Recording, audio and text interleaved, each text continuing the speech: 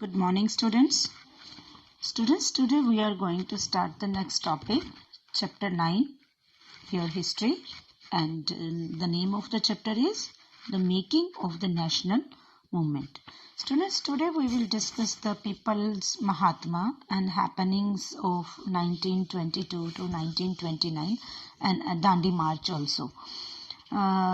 देखिए, हम जिस टॉपिक पे लास्ट हमने स्टॉप किया था स्टडी करना, वो ये टॉपिक है in Punjab the Akali agitation of the Sikhs sought to remove corrupt mahants supported by the British from their गुरुद्वारास। क्या हुआ था कि पंजाब में सिखों ने अकाली जो आंदोलन था, मूवमेंट था, वो स्टार्ट कर दिया था। वो किस वजह से स्टार्ट किया था? क्योंकि अंग्रेजों की सहायता से, ब्रिटिशर्स की सहायता से गुरुद्वारों में जो महंत बैठ गए थे, करप्ट महंत बैठ गए थे, उनको हटाने के लिए। ठीक है। और ये क्या था कि this movement got closely identify with the non cooperation movement. ये जो मूवमेंट था, ये बिल्कुल इसका जो नॉन कॉपरेशन मूवमेंट जो चला था और ये अकाली एजिटेशन, ये दोनों का आपस में लिंक था, दोनों आपस में जुड़े हुए थे, क्लोज थे दोनों। ठीक है। तो असम में क्या हुआ था, देखिए, Assam tea garden labourers shouting Gandhi Maharaj की जय demanded big increase in their wages. Assam में जो टी गार्डन के लेबर थे, वो गांधी महाराज की जय के नारे लगाने लग गए। उनको ये विश्वास था, उन्होंने ये डिमांड करनी शुरू कर दी थी कि उनके वेजेस में इंक्रीज कर दिए जाएं, उनको जो पेमेंट मिलती थी, डेली वेजेस मिलते थे, वो इंक्रीज कर दिए जाएं। हैं। They left the British-owned plantation amidst declaration that they were following Gandhiji's wish. वो जो एरियाज यानी जो बागान मतलब अंग्रेजों के उसमें आते थे, अंडर आते थे, वहां से उन्होंने नौकरियां छोड़ दी थी, वो क्विट कर गए थे वहां से। उनका कहना ये था कि गांधी जी भी यही चाहते हैं कि वो ये इस टाइम पे जो जितना भी ये टाइम चल रहा है, इसमें असमिया वैष्णव गीत जो गाए जाते हैं, कृष्ण के भजन गाए जाते हैं या गीत गाए जाते हैं, उसकी जगह पे गांधी राज की जय गाई जाए, गांधी राज का यशगान किया जाए। ठीक है। यानी गांधी को अपना देवता माना जाए। दिस टाइप के लोगों ने ये जो स्टेटमेंट्स थी, ये देनी शुरू कर दी थी। अगला टॉपिक है द पीपल्स महात्मा, जनता के महात्मा। जनता उनको, जो पीपल थे, वो उनको क्या समझते थे और क्या उनको मतलब एक कहते हैं ना कि एक बहुत ज्यादा आदर सम्मान देना, रिस्पेक्ट देना, उनको अपना मसीहा मानना, इस टाइप की बातें थी आएंगी इसमें। We can see from above the sometimes people thought of Gandhiji as a kind of मसीहा। लोगों के इन सारे जो ऊपर एग्जाम्पल्स हैं जो हमने देखे, उनके बेस पे अगर हम देखें तो गांधी जी को अपना मसीहा मानते थे। ठीक है। As someone who could help them overcome their misery and poverty, Gandhiji wished to build class unity, not class conflict. Yet peasants could imagine that he would help them in their fight against zamindar, and agricultural laborers believed he would provide them land at times. The ordinary people created Gandhiji with their own achievements. हम यहाँ तक चलेंगे पहले तो, ठीक है, achievements तक। यहाँ पे क्या था कि अगर हम ऊपर वाले एग्जाम्पल्स को देखते हैं कि लोगों ने उनको अपना मसीहा मानना शुरू कर दिया था, और लोगों के दिमाग में एक चीज ये घर कर गई थी, वो ये मानने लग गए थे गांधी जी हमें हमारे ऊपर मुसीबतें हैं, प्रॉब्लम्स हैं, जो गरीबी है, पॉवर्टी है, उससे छुटकारा दिला सकते हैं। गांधी जी जो थे वो क्लास कॉन्फ्लिक्ट में विश्वास नहीं करते थे, यूनिटी में विश्वास करते थे। लेकिन किसानों को, जो किसान थे, पेजेंट्स थे, उनको ये लगता था कि गांधी जी जमींदारों के खिलाफ जो हमने संघर्ष, स्ट्रगल शुरू किए हुए हैं, कॉन्फ्लिक्ट्स शुरू किए हुए हैं, उनमें हमारी मदद करेंगे। और जो एग्रीकल्चरिस्ट जो लेबर थे, मजदूर थे, उनको भी यही यकीन था कि गांधी जी उन्हें जमीन दिला देंगे, हमें जमीनें मिल जाएंगी, हम अपनी खेती करेंगे, हम मालिक होंगे जमीनों के, मतलब इस टाइप की बातें वो सोचने लग गए थे कि उनको बहुत ज्यादा ये लगने लगा था कि गांधी जी हमारे फायदे में बहुत कुछ कर देंगे। So that's why. ठीक। For instance at the end of powerful movement, peasants of Pratapgarh in the United Provinces जो आज उत्तर प्रदेश माना जाता है, जिसको यूपी स्टेट माना जाता है वो एरिया, ठीक है। Manage to stop illegal eviction of tenants by but they felt it was Gandhiji who had owned this demand for them. At other times, using Gandhiji's name, tribal and peasants undertook actions that did not confirm the Gandhian ideals. अब यहाँ देखिए क्या था कि उन सब लोगों ने तो ये सोचा कि हमें ज़मीनें मिल जाएंगी, हमारी सैलरी बढ़ जाएगी, हमें मुसीबतों से छुटकारा मिल जाएगा, ये सारी चीज़ें। लेकिन कई बार क्या होता था कि जो आम लोग, जो आम जनता थी ना, वो अपने किए हुए कामों से उनको जो मिलता था, जो उनकी अपनी अचीवमेंट्स थी, उससे का जिम्मेदार भी वो गांधी जी को ठहराते थे। एग्जाम्पल के लिए हम एक ये देख लेते हैं कि एक पावरफुल आंदोलन जो है, यानी मूवमेंट जो है, वो प्रतापगढ़ के किसानों ने, जो पट्टीदार, जो यानी टेनेंट्स थे, जो किराएदार थे रहने वाले वहाँ पे, उनको इलीगली उनको वहाँ से हटा दिया गया था, बेदखल कर दिया गया था। सपोज करो कोई ऐसा टेनेंट है जो किराएदार है, जो ज़मीन के ऊपर खेती कर रहा है या रह रहा है, तो उसको बिना किसी कानून के नोटिस के, बिना उसको किसी भी तरह का नोटिस दिए, इन्फॉर्म किए, उसको हटा दिया जाए, वहाँ से निकाल दिया जाए। तो उसको रुकवाने में उन्होंने जो सक्सेस थी उनको मिल गई थी, लेकिन उनको फिर भी ये लगता था कि ये सफलता जो है हमें गांधी जी की वजह से मिली, जबकि ये सफलता उनको, ये जो सक्सेस मिली थी, ये तो अपने उनके मूवमेंट्स की वजह से मिली थी। जो उत्तर प्रदेश में प्रतापगढ़ वाला एरिया है, वहाँ पे ये मूवमेंट्स चल रही थी, उनको सफलता तो मिली थी अपनी वजह से, अपनी अचीवमेंट्स की वजह से, लेकिन वो जिम्मेदार किसको ठहराते थे? गांधी जी को, कि हमें ये गांधी जी की वजह से मिली है, ठीक है। कई बार गांधी जी का नाम लेके जो आदिवासी लोग थे, ट्राइबल लोग थे, जो पेजेंट्स थे, वो कुछ ऐसे काम कर जाते थे गांधी जी का नाम लेके या अंडरटुक उनके होके, तो जो गांधी जी के आदर्शों के खिलाफ होती थी, अगेंस्ट होती थी। गांधी जी इन चीज़ों को नहीं मानते थे, लेकिन वो उनका नाम लेके कर जाते थे, ठीक है। कुछ बातें ऐसी होती थी जो उनके फेवर में होती थी, कुछ नहीं भी होती थी। The happenings of 1922 to 1929। अब क्या था? Mahatma Gandhi, as you know, was against violent movements. अब महात्मा गांधी जी जो वायलेंट मूवमेंट्स के अगेंस्ट थे, वो नहीं चाहते थे कि हिंसा की जाए, मारपीट की जाए या शोर शराबा किया जाए। साइलेंटली वो कोई भी जो अचीवमेंट है वो लेना चाहते थे, या साइलेंटली वो चाहते थे कि अंग्रेज हमारा देश छोड़कर चले जाए। He abruptly called off non-cooperation movement when in February 1922 a crowd of peasants set fire to a police station in Chorachori. 22 policemen were killed on that day. The peasants were provoked because the police had fired on their peaceful demonstration. अब यहाँ क्या था? उन्होंने अचानक जो था non cooperation movement, जो ये हम लास्ट पेज पर पढ़ चुके हैं, नॉन कॉपरेशन मूवमेंट उन्होंने वापस ले लिया गांधी जी ने। क्यों ले लिया? जब 1922 में एक किसानों की भीड़ ने चोरा चोरी के पुलिस स्टेशन के ऊपर अटैक कर दिया था, जला दिया था उसे। उसमें 22 पुलिसमैन जो थे वो मारे गए थे, लेकिन उसका भी एक रीजन था कि उन्होंने ऐसा क्यों किया था। उन्होंने इसलिए किया था कि जो पेजेंट्स थे वो प्रवोक हुए थे, उनके ऊपर शांतिपूर्वक जब वो पीसफुल डेमोन्स्ट्रेशन कर रहे थे, ये जो सारे किसान बैठ के, यानी गांधी जी तो यही चाहते कि वायलेंस नहीं होना चाहिए, तो नॉन वायलेंस तरीके से वो डेमोन्स्ट्रेशन कर रहे थे। पीसफुल डेमोन्स्ट्रेशन के ऊपर पुलिस ने गोलियां चला दी थी, तो वहां पे भी नुकसान हुआ। तो वहां से वो प्रवोक हो गए थे, उनको गुस्सा आ गया था किसानों को कि हम तो शांतिपूर्वक डेमोन्स्ट्रेशन कर रहे हैं, लेकिन ये हमें ही मार रहे हैं। तो फिर उन्होंने चोरा चोरी के ऊपर उसको, जो पुलिस स्टेशन था उसको जला दिया था, जिसमें 22 पुलिसमैन जो थे वो जल के मर गए थे, ठीक है। Once non cooperation movement was over, जब एक बार नॉन कॉपरेशन मूवमेंट जो था वो खत्म हो गया था, उसके खत्म होने के बाद क्या था, गांधी जी के जो फॉलोअर्स थे ना, stressed that the Congress must undertake conservative works in rural area. जो गांधी जी के फॉलोअर्स थे, उन्होंने दैट द कांग्रेस, अब वो कांग्रेस के थे, उन्होंने कंजर्वेटिव वर्क्स, रूरल एरियाज में कंजर्वेटिव वर्क्स करने शुरू कर दिए थे, ठीक है। Other leaders such as Chittaranjan Das, Motilal Nehru argued that the party should fight elections to the councils.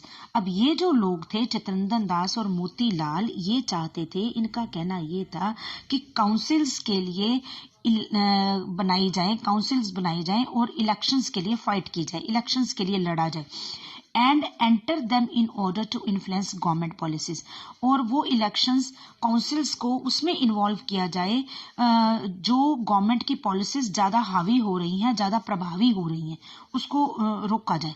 इसके लिए इलेक्शंस होने चाहिए, इलेक्शन काउंसिल्स बननी चाहिए और हमें उसके लिए लड़ाई लड़नी चाहिए, शुड फाइट फॉर इलेक्शंस।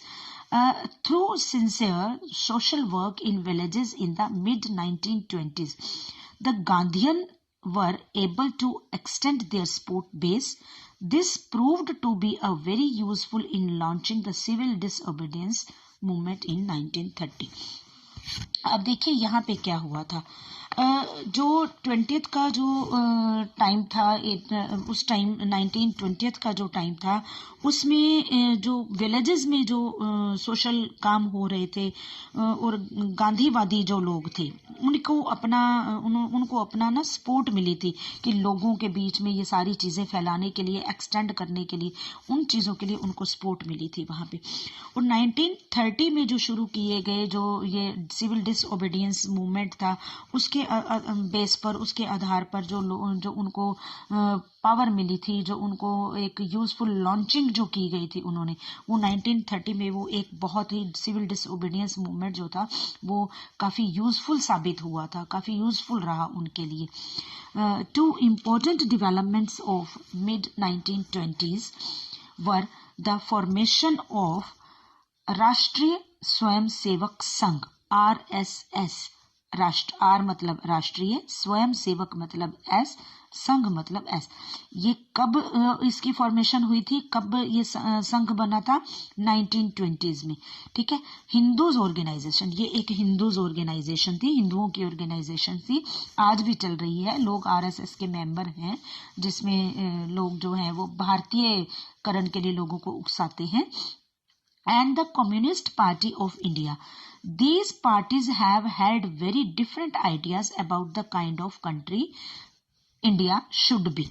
अब इनका काम क्या था कि ये भारतीय लोगों को मतलब प्रभावित करते थे, उनको बताते थे, और इन पार्टियों की सोच में, लेकिन जो आजकल की जो पार्टी हैं और उन पार्टियों में काफ़ी ज़्यादा मतलब फ़र्क था। आरएसएस की सोच कुछ और है, वो कुछ और सोचते हैं, वो किसी और तरीके से काम करना चाहते हैं, और दूसरी पार्टियां कुछ और तरीके से काम करना चाहती हैं, ठीक है। इसमें नेशनलिस्ट भगत सिंह जो थे उन्होंने काफ़ी अच्छे से पार्टिसिपेट किया था इसमें, आरएसएस के मेंबर रह के, आरएसएस की जो भी उनकी पॉलिसीज थी, जो कुछ भी था उसमें भारतीय भगत सिंह ने काफ़ी अच्छे से अपना रोल प्ले किया था, ठीक है। आगे देखिए, the decade close with the Congress resolving to fight the पूर्ण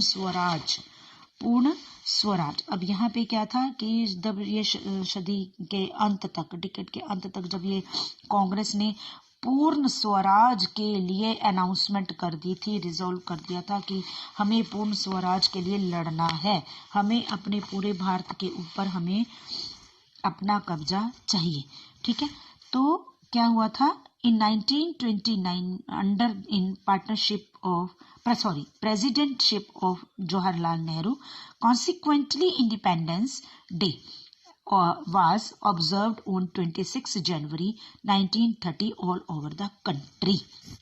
अब यहाँ पे देखो, पंडित जवाहरलाल नेहरू की प्रेसिडेंटशिप में 1929 में क्या हुआ था, जो ये प्रस्ताव जो था, ये जो रखा गया था, पूर्ण स्वराज का जो प्रस्ताव रखा गया था, उसके आधार पर उन्होंने क्या किया था, 26 जनवरी यानी कि 26 जनवरी 1930 को पूरे इंडिया में इंडिपेंडेंस डे मनाया गया था, अनाउंस कर दिया गया था।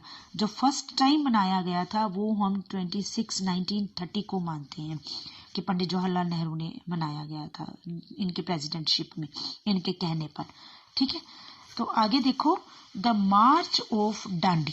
अब मार्च ऑफ डांडी क्या था, डांडी से गांधी जी ने अपने कुछ फॉलोअर्स के साथ एक ऐसा पैदल मार्च शुरू किया था जो सी शोर तक गया था, और वहां पे उन्होंने नमक के कानून को तोड़ा था, डांडी जाके, ठीक है। तो यहाँ जो Sabarmati to coastal town of Dandi, यानी वो अहमदाबाद साबरमती से स्टार्ट करके और डांडी तक गए थे और वहां जाके उन्होंने नमक का कानून तोड़ा था। नमक का कानून तोड़ने का उनका मकसद क्या था कि जो ब्रिटिश गवर्नमेंट ने नमक के ऊपर भी टैक्स लगाया हुआ था, जो एक एसेंशियल थिंग है, उसके ऊपर कभी भी टैक्स नहीं होना चाहिए, क्योंकि वो हमारे खाने के लिए बहुत ज्यादा इंपॉर्टेंट चीज है और गवर्नमेंट उसके ऊपर भी टैक्स लगा रही है। तो इसके लिए गांधी जी ने ये नमक का कानून तोड़ा था। इसको स्टडी करते हैं। Purna Swaraj would never come to its own. Purna Swaraj कोई ऐसा नहीं है कि हमारे देश में अपने आप ऐसे ही आने वाला था। उसके लिए लड़ाई लड़नी पड़ी थी हमारे फ्रीडम फाइटर्स को। It has to be fought for. इसके लिए लड़ाई में उतरना था, जम के मुकाबला करना था उनका, क्योंकि पूरे देश के ऊपर उन लोगों ने इस तरीके से कब्जा कर लिया था कि उनको बाहर निकालना एक बहुत बड़ा टास्क था, बहुत बड़ा एक काम था जो हमारे फ्रीडम फाइटर्स ने किया। जो हम आज आज़ाद होके बैठे हुए हैं, हम फ्रीक्वेंटली हम कहीं पे आ सकते हैं, जा सकते हैं, कुछ भी बोल सकते हैं, कुछ भी कर सकते हैं, लेकिन पैसा पहले ऐसा नहीं था जब ब्रिटिश रूल था। ठीक है। 1930 Gandhi ji declared that he would led a march to break the salt law according to this law। जो यही अकॉर्डिंग टू दिस लॉ यानी जो टैक्स का जो कानून उन्होंने बनाया था, उन्होंने बोला कि मैं इस कानून को तोड़ूंगा और मैं इस नमक के कानून को नहीं मानता। ठीक है, आगे देखिए। The state had a monopoly on the manufacture and sale of law। अब ये सारे लोग इनकी मोनोपोली थी, इनका एकाधिकार होता है ना, यानी ये इसके ऊपर सबका अधिकार है कि नमक जो है वो बनना चाहिए और सेल ऑफ सॉल्ट, जो नमक की सेल है वो होनी चाहिए लोगों में, यानी उसके ऊपर टैक्स नहीं होना चाहिए। Mahatma Gandhi along with other nationalist reasoned that it was sinful to tax salt since it is such an essential item for our food। वो कहते हैं, उन्होंने ये कहा, जो उनके फॉलोअर्स थे उनका कहना कि टैक्स वसूलना जो है ना, नमक के ऊपर टैक्स लगाना पाप है, इट्स अ सिंफुल, क्योंकि ये हमारे भोजन का, हमारे खाने का एक बहुत ही नेसेसरी थिंग है, एसेंशियल थिंग है, इसके बिना हम जीवित नहीं रह सकते और इसके ऊपर गवर्नमेंट टैक्स लगा रही है। It's very wrong. The salt march related to general desire to freedom to a specific grievance shared by everybody। अब उनका नमक जो सत्याग्रह था, यानी नमक ये डांडी जो मार्च था, सॉल्ट मार्च था, उसने स्वतंत्रता के अगेंस्ट एक लोगों, स्वतंत्रता के लिए जो एक चाह होती है, डिजायर होती है, लोगों के मन के अंदर जो एक भावना पैदा हो जाती है, उसके लिए लोगों को तैयार करना था। लेकिन इसका मतलब ये नहीं था कि एंड दस did not divide into rich, ये इसका मतलब ये भी नहीं था कि रिच और पुअर के बीच में डिफरेंसेस क्रिएट करना या मतभेद पैदा हो जाए उन लोगों के बीच में, उनको डिवाइड कर देना, डिवाइडेशन नहीं चाहते थे वो। Gandhi ji and his followers marched for over 240 miles from Sabarmati to coastal town of Dandi. Gandhi ji अपने फॉलोअर के साथ साबरमती से 240 मील चलकर डांडी तक पहुंचे थे। Where they broke the government law by gathering natural salt found on the sea shore and boiling sea water from to produce salt. उन्होंने वहां पर पानी को बॉयल करके नमक को प्रोड्यूस करने के लिए, और वहां से सी शोर से वो जो झाग होती है उसका नमक होता है, उसको उठा के तोड़ना शुरू कर दिया। उन्होंने ये कहा कि हम खुद नमक बनाएंगे। तो इस चीज को ऐसे उन्होंने नमक के कानून को तोड़ा। नमक का कानून का मतलब जो नमक के ऊपर, सॉल्ट के ऊपर जो टैक्स लगा हुआ था, उसको तोड़ने की कोशिश की थी। Peasants, tribals and women participated in large numbers. इन सब लोगों ने इसमें पार्टिसिपेट किया। अब business federation published a pamphlet on the salt issue. Business वाले लोगों ने क्या किया, जो बिजनेस पर्सन्स थे उन्होंने पम्पलेट्स पब्लिश करवाए और लोगों में स्प्रेड करवाए। The government tried to crush the movement through brutal action against peaceful satyagraha. जो ये सत्याग्रह चल रहे थे, पीसफुल सत्याग्रह चल रहे थे, गवर्नमेंट ने उनको क्रश करने की कोशिश की। कैसे? एक बड़े बुरे तरीके से अत्याचार करके उसको, सत्याग्रह को भंग करने की कोशिश की। Thousands were sent in jail. अब उनको पकड़ पकड़ के जेल में डाल दिया गया, हजारों लोगों को जेल में डाल दिया गया जो शांतिपूर्वक सत्याग्रह कर रहे थे, मूवमेंट्स कर रहे थे। The combined struggles to the Indian people bore fruit when the government of India Act of 1935 prescribed provincial autonomy. अब यहाँ पे देखिए ये थोड़ा सा टिपिकल सा पॉइंट है, इसको ध्यान से समझिए। The combined struggles of the Indian people, अब जो इंडियन लोगों का जो कंबाइंड स्ट्रगल्स थे, सांझे स्ट्रगल कहा जाता है जिसको, ठीक है, स्ट्रगल्स थे, उनके चलते हुए भी 1935 के जो गवर्नमेंट ऑफ इंडिया का जो एक्ट था उसमें ये प्रोविंशियल ऑटोनॉमी का एक जो टॉपिक था वो रख दिया गया। And the government announced election to the provincial legislature, अब गवर्नमेंट ने प्रोविंशियल जो विधानसभाएं थी, लेजिस्लेचर्स थे, उनके इलेक्शंस अनाउंस कर दिए गए 1937 में, ठीक है। The Congress formed governments in 7 out of 11 provinces, 11 provinces में से 7 जो सीटें थी मतलब वो कांग्रेस को मिली और कांग्रेस की गवर्नमेंट बनी 7 एरियाज में, ठीक है, जो ये प्रोविंशियल इलेक्शंस हुए थे, जैसे आजकल बिहार में इलेक्शंस चल रहे हैं। हाँ, इन सितंबर 1939, सितंबर 39, 2 years after 2 years the Congress rule in the province, the Second World War broke out. Critical of Hitler, Congress leaders were ready to support the British war effort, but in return they wanted that India be granted independence after the war. The British refused the concede the demand and the Congress ministers resigned in protest. अब इसमें देखो क्या हुआ कि सितंबर 39 में जब कांग्रेस के शासन को, प्रोविंसेस में शासन को 2 साल हो गए थे 1939 में, तो तब क्या था, सेकेंड वर्ल्ड वॉर जो है वो ब्रोकआउट लग गया था, ठीक है। और इन्होंने, अब कांग्रेस ने क्या किया था कि critical of Hitler, Congress leaders Hitler के प्रति जो इनका जो रवैया था, क्रिटिकल एटीट्यूड था, उसके कारण कांग्रेस ने क्या किया था, ब्रिटेन के युद्ध में, ब्रिटेन के वॉर में उनकी हेल्प की थी, मदद की थी, लेकिन उसके रिटर्न में उन्होंने क्या मांगा था, रिटर्न में उन्होंने ये कहा था कि हमें इंडिपेंडेंस चाहिए इस युद्ध के खत्म होने के बाद। ब्रिटिशर्स की हेल्प करने के लिए इन सब ने उनके आगे एक डिमांड रखी थी कि हम आपकी हेल्प करेंगे, लेकिन उसके बाद, युद्ध के खत्म होने के बाद, हमें इंडिया में कोई भी ब्रिटिशर्स नहीं चाहिए, हमें हमारा राज्य चाहिए, हमें इंडिपेंडेंस चाहिए, हमारे देश को छोड़ के चले जाओ। लेकिन हुआ क्या था, उससे उल्टा, the British refuse to concede the demand, Britishers ने इस डिमांड को नहीं माना, मना कर दिया कि हम ऐसा नहीं करेंगे। कांग्रेस ने प्रोटेस्ट के उसमें अपना रिजाइन दे दिया, उन्होंने छोड़ दी ये अपनी जो शासन था और कांग्रेस खत्म कर दी, ठीक है। आगे देखो, क्विट इंडिया एंड लेटर, अब इंडिया को छोड़ के वो कब गए और उसके बाद क्या हुआ। Mahatma Gandhi decide to initiate a new phase of movement against the British in the middle of the second world war. अब यहाँ पे देखिए क्या था, महात्मा गांधी दूसरे जो सेकेंड वर्ल्ड वॉर हुआ था उसके बाद उन्होंने अंग्रेजों के खिलाफ एक आंदोलन का नया जो स्टेप था ना, नया स्टेप शुरू कर दिया था, नया फेज शुरू कर दिया था। उन्होंने ब्रिटिशर्स को ये वार्न कर दिया था, चेतावनी दे दी थी, कैसे, the British must quit India immediately, कि जल्दी हमारे देश को छोड़ के चले जाओ।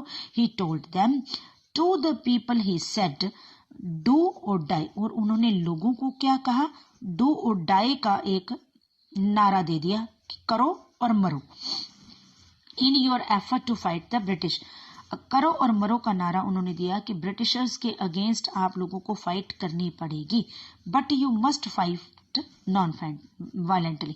लेकिन उन्होंने एक साथ में शर्त भी रख दी कि फाइट करनी भी है, डू और डाई का नारा भी दे दिया, लेकिन साथ में उन्होंने ये कहा कि नॉन वायलेंटली, वायलेंस नहीं होनी चाहिए। Gandhi ji and other leaders were jailed at once but the movement spread. अब क्या था, उनको, अंग्रेजों को, ब्रिटिश गवर्नमेंट को ये चीजें भी पसंद नहीं आई कि नॉन वायलेंटली जो है वो स्ट्रगल चल रहा है, फाइट चल रही है। उन्होंने गांधी जी और उनके लीडर्स को पकड़कर जेल में डाल दिया। ठीक है। लेकिन मूवमेंट फिर भी चलता रहा, स्प्रेड रहा, वो और ज़्यादा फैल गया। जैसे जैसे वो अपना स्टेप ब्रिटिश गवर्नमेंट उठाती थी, लोग और ज़्यादा भड़क जाते थे। ठीक है। It specially attracted peasants and the youth who gave up their studies to join it. अब यहाँ पे क्या हुआ, ये स्पेशली किस में फैला, किसानों में और यंगस्टर्स में। जो नौजवान लोग थे, जो पढ़ रहे थे, उन्होंने अपनी स्टडीज को छोड़ दिया और ये जो मूवमेंट्स थे ये उन्होंने ज्वाइन कर लिए। Communications and symbols of state authority were attacked all over the country. अब क्या हुआ था, जो कम्युनिकेशंस जो सिंबल्स थे या कम्युनिकेशन के जो तरीके थे, उनके ऊपर उन्होंने अटैक करने शुरू कर दिए। इन many areas the people set up their own governments. कई एरियाज में लोगों ने क्या थी, अपनी अपनी गवर्नमेंट्स बना ली थी, छोटी छोटी ग्रुप बना लिए थे और अपने तरीके से उसको चलाना शुरू कर दिया था, यानी अपनी अपनी गवर्नमेंट्स अलग अलग बना ली थी। First response of the British was severe repression. अब यहाँ पे अंग्रेजों ने क्या किया कि इसका बड़े बुरे तरीके से इसको ख़त्म करने का तरीका अपनाया कि हम इनके साथ जैसे जलियांवाला बाग का हुआ था, या पीछे उन्होंने जब पेजेंट्स के ऊपर गोलियां चला दी थी, जब वो साइलेंटली अपना मूवमेंट कर रहे थे तो तब भी उन्होंने गोलियां चला दी थी। तो यहाँ पे भी उन्होंने यही तरीका अपनाने की कोशिश की। By the end of the 1943, over 90,000 people were arrested. 1943 में 90,000 लोगों को अरेस्ट कर लिया था जब वो एक जगह पे इकट्ठे हुए थे। एंड अराउंड 1000 किल्ड, और 1000 के आसपास मारे गए थे।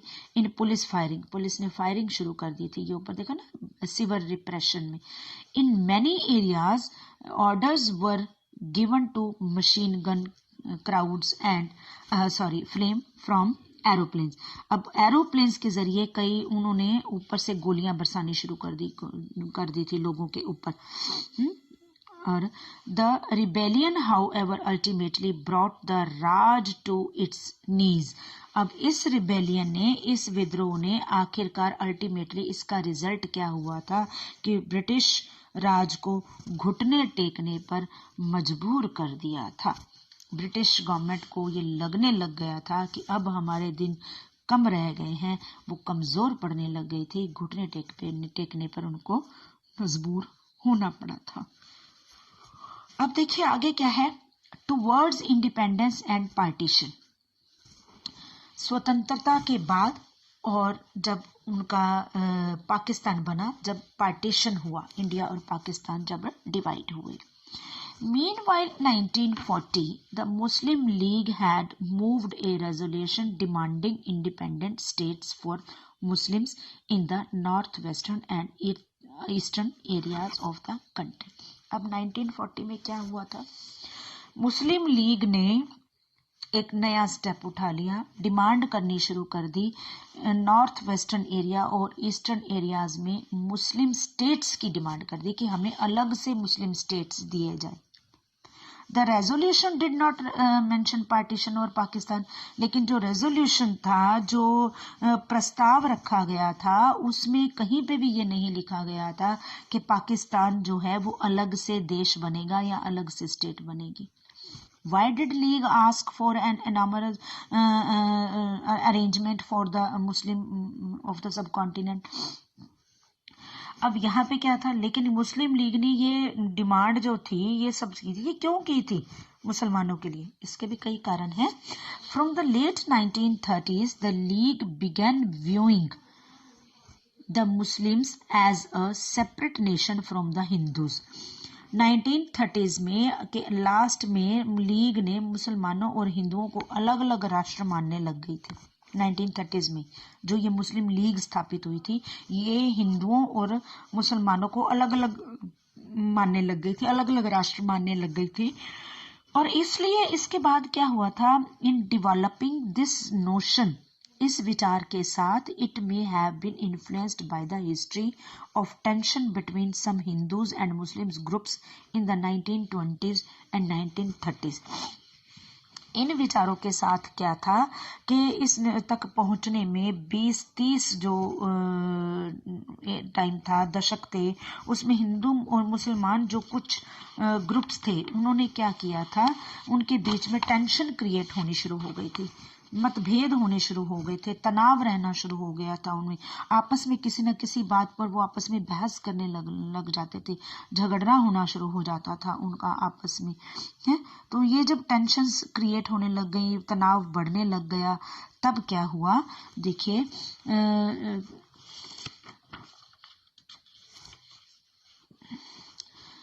Importantly, the provincial elections in 1937 seemed to have convinced the League that Muslims were a minority. जब ये 1937 के इलेक्शन हुए ना, इलेक्शंस का जब रिजल्ट आया या इलेक्शंस के टाइम पे, तब मुस्लिम्स को पता चल गया, उनको ये लग गया कि हम तो माइनॉरिटी में हैं, यानी कम संख्या में हैं, and they would always have to play a second fiddle. अब उन्हें ये महसूस होने लग गया था कि हमारा रोल तो हमेशा सेकंड ही रहेगा, हम तो पीछे ही रहेंगे, कहीं आगे आ ही नहीं सकते इन एनी डेमोक्रेटिक स्ट्रक्चर, ठीक है। इट फियर्ड दैट मुस्लिम्स में इवन गो अंडर प्रेजेंटेड, ठीक है, उनको ये लगने था हमें तो कहीं पे भी आगे नहीं किया जाएगा, चाहे कोई गवर्नमेंट है या कुछ है, कोई भी डिसीजन लेने हैं, कोई देश के बारे में सोचना है, तो उनके दिमाग में एक जो ये बात भर गई थी कि हम लोग माइनॉरिटी में हैं, हम लोग सेकंड फिडल में रहेंगे, हमें पीछे रखा जाएगा, हमें कहीं आगे नहीं आने दिया जाएगा। ये भावनाएं जब अंदर किसी के भर जाती हैं, तो वो बंदा क्या करता है, वो पर्सन हो या कोई भी हो, वो विद्रोह के तरफ जाता है, विद्रोह करने लगता है, वो अपने आप को या तो सेपरेट कर लेगा या वो उसके अंदर गुस्सा भर जाएगा, कोई भी होगा, ठीक है। तो ऐसा ही हुआ था मुस्लिम्स के साथ। The Congress rejection of the League's desire to form a joint Congress League government in the United Provinces in 1937 also annoyed the league.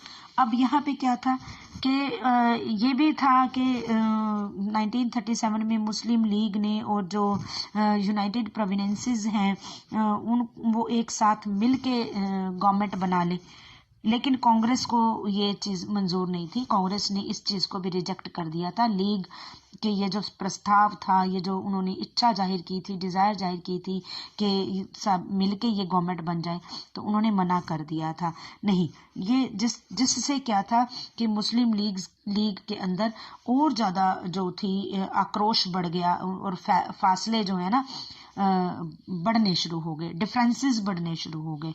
The Congress failure to mobilise the Muslim masses in the 1930s allowed the League of Widen its social support। यहाँ पे देखो क्या हुआ था कि 1930s में मुस्लिम जनता को अपने साथ, जो कहते हैं ना कि काम करने वाले, कंट्रोल में करने वाले, कांग्रेस की जो विफलता थी, मतलब एक क्या कहते हैं उसको, मोबिलाइज फेलियर था जो कांग्रेस का, कांग्रेस फेलियर कहे जाएंगे हम यहाँ पे, फेलियर थी, उसने भी लीग को अपना एक सामाजिक, कहते हैं ना सोशल, जो एक सपोर्ट है वो फैलाने में मदद मिली थी। मुस्लिम लीग ने जब कांग्रेस जब फेल हो गई थी अपने कामों में, तो मुस्लिम लीग को अपने सोशल सपोर्ट जो थी ना, लोगों को अपनी तरफ अट्रैक्ट करने की जो भावना थी, वो और ज्यादा उसको सपोर्ट मिल गई थी, बढ़ गया था वो सारा काम। It sought to enlarge its support in the early 1940s when most Congress leaders were in jail। अब ये चीज थी, ये और ज्यादा बड़ी थी जब ज्यादातर कांग्रेस के लीडर्स जो थे वो जेल में थे 1940s में, उनको बढ़ावा मिल गया ना, शय मिल गई जिसे कहते हैं। Eight the end of the war 1945 the British open negotiations between the Congress, the League and themselves for independence of India. It talks failed because the League saw itself as the sole spokespersons of India's Muslims। अब यहाँ पे देखो क्या हुआ था, जब कांग्रेस के leaders jail में थे, उनको और ज्यादा शय मिल गई थी, लेकिन क्या था, जब युद्ध खत्म होने के बाद जब ब्रिटिश थी वो भारत की स्वतंत्रता के लिए, इंडिपेंडेंस के लिए कांग्रेस और लीग से बात करनी शुरू कर दी थी। आपस में उनकी डिस्कशंस होनी शुरू हो गई थी, नेगोशिएशंस, उनके टॉकिंग जिसको कहते हैं, डिस्कशंस ही हम कहेंगे नेगोशिएशंस को। यह जो वार्ता थी, ये जो उनकी आपस में बातचीत थी, ये बिल्कुल फेलियर हो गई, असफल हो गई, इसका कोई रिजल्ट नहीं निकला। ठीक है। और क्योंकि लीग का कहना ये था कि उसे इंडियन मुसलमानों का खाली एक रिप्रेजेंटेटिव है, स्पोक्स पर्सन है, वो बनाया जाए, सोल स्पोक्स पर्सन बनाया जाए, खाली मुसलमानों का। ठीक है। यानी वो अगर मुस्लिम लीग जो थी ना, वो सोच रही तो सिर्फ मुसलमानों के बारे में सोच रही थी, लेकिन कांग्रेस जो थी या बीच में और जो लोग थे, वो चाहते थे कि हम ये सब ना हो, ये डिफरेंसेस क्रिएट ना हो, मिल के चलें, मिल के बात करें। तो कांग्रेस इस दावे को मंजूर नहीं कर सकती थी कि उनको अकेला उनको सोल स्पोक्स पर्सन बनाया जाए। कांग्रेस ने मना कर दिया इस बात के लिए, और खुद बहुत सारे मुसलमान जो थे वो उनके साथ भी थे। अब ऐसा नहीं है कि सारे मुस्लिम लोग थे जो वो उसी लीग की तरफ थे, कुछ इनके साथ भी थे, कांग्रेस के साथ भी थे। तो फिर क्या हुआ, elections to the provinces were again held. अब दोबारा से इलेक्शन हेल्ड किए गए 1946 में। The Congress did well in the general constituencies. Congress का यहाँ पे पार्ट एक अच्छा रहा जनरल कॉन्स्टिट्यूएंसीज में, but League's success in the seats reserved for the Muslims were spectacular. अब यहाँ पे क्या था, लीग को जो सीटें रिजर्व थी उसके बिहाफ पर उनको एक बहुत ज्यादा सफलता मिली, अच्छी सफलता मिली। It persisted with the demand for Pakistan in March 1946. अब इस सफलता ने पाकिस्तान की मांग जो थी, डिमांड जो थी, वो बढ़ती चली गई। 1946 में ब्रिटिश सरकार ने इसके ऊपर विचार करने के लिए भारत के इंडिपेंडेंस, जो भारत के जो एक के लिए एक जो राइट जो पॉलिटिकल फ्रेमवर्क होता है उसको तैयार किया। उसके लिए सुझाव के उन्होंने 3 मेंबर्स की एक जो वो होती है मिशन होता है उसको सजेस्ट किया। ठीक है। This mission suggested that India should remain united and constitute itself as a loose confederation with some autonomy for Muslim majority areas. उन्होंने कहा कि जो मुस्लिम मेजोरिटी एरियाज हैं वहां पे मिल के दोबारा से ये सोचा जाए कि अगर फ्री इंडिया है, इंडिपेंडेंस हो जाता है, तो आपस में इनकी यूनिटी बनी रहे और आपस में ये मेजोरिटी में चले। ठीक है।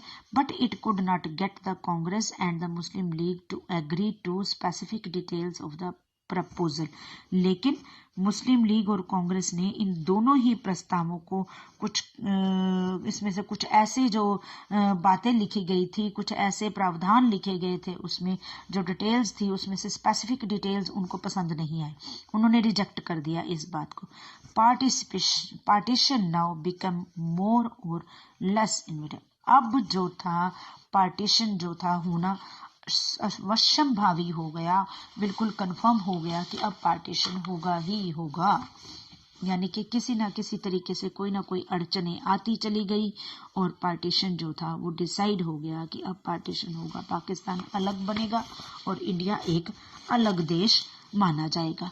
After the failure of cabinet mission, the Muslim League decided on mass agitation for winning its Pakistan demand. अब जब ये कैबिनेट मिशन जब फेल हो गया तब क्या हुआ, द मुस्लिम लीग ने ये डिसाइड किया कि अब हमें एक मास एजिटेशन करना है।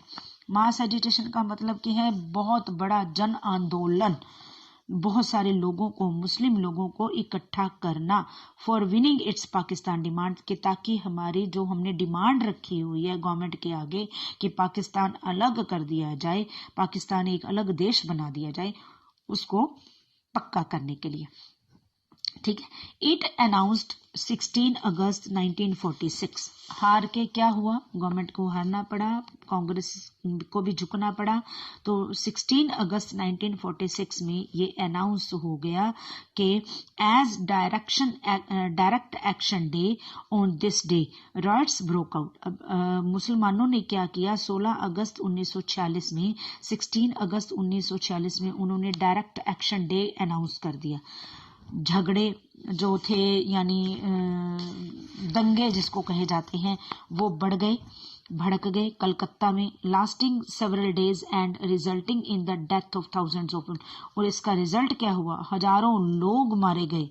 कलकत्ता से शुरू हुए, जब डायरेक्ट एक्शन डे उन्होंने अनाउंस कर दिया ना, तो आपस में इनके मार काट शुरू हो गई, तलवारें ये वो मतलब जैसे भी, तो बहुत सारे लोग मारे गए इसमें।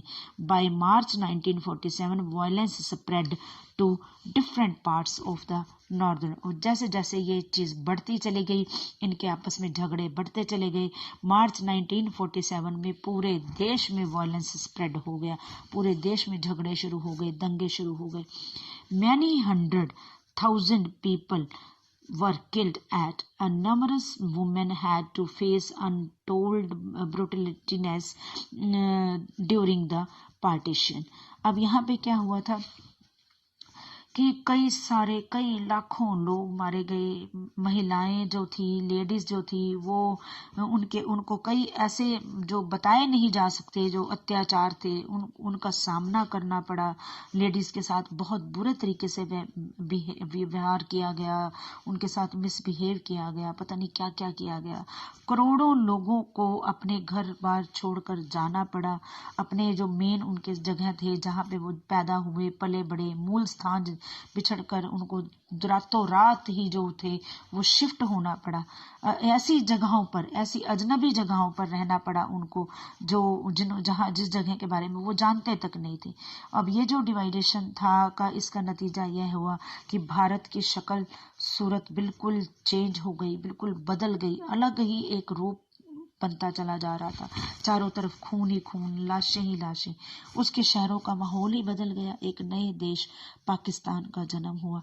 इस तरह ब्रिटिश शासन से स्वतंत्रता का यह आनंद जो है, विभाजन की जो पीड़ा है, जो डिवाइडेशन की जो दुख है, एक मतलब देश आजाद तो हुआ लेकिन साथ में डिवाइड हो गया, पाकिस्तान अलग है, ये एक दुख के साथ जो थी ये हमारे सामने निकल के एक नया देश सामने आया, वायलेंस ऑफ पार्टीशन। तो ये बहुत एक मतलब दर्दनाक जिसको कहते हैं कि एक कथा रही थी। ठीक है।